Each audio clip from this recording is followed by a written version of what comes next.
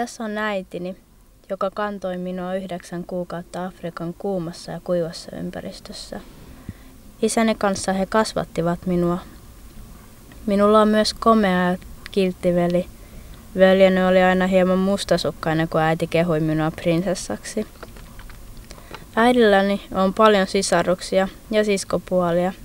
Tässä kuvassa näkyy Ayub, minun eno. Haluaisin kertoa enolle, että minua pelottaa mennä yksin toiseen maahan. Miksi kukaan ei ymmärrä minua? Tämä on liikaa minulle, äiti. Äiti, joudun matkustamaan vieraan ihmisen kanssa. Äiti, oletko varma, että hän on kiltti?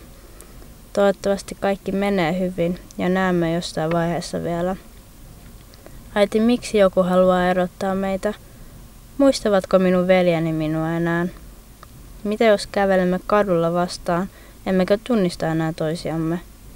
Entä vanha mummoni, näinkö häntä enää? Isä on niin iloinen lähdöstäni, hän vain hymyili lentokentällä ja minulla oli samaan aikaan surua sydämessäni.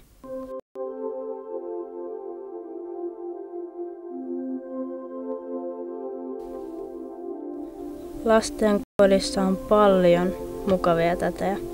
Käymme ulkona ja opin uusia taitoja. Ihanaa siivet nousee ylös. Ihanaa kaikki ihmiset ovat yhtä valkoisia kuin paperi.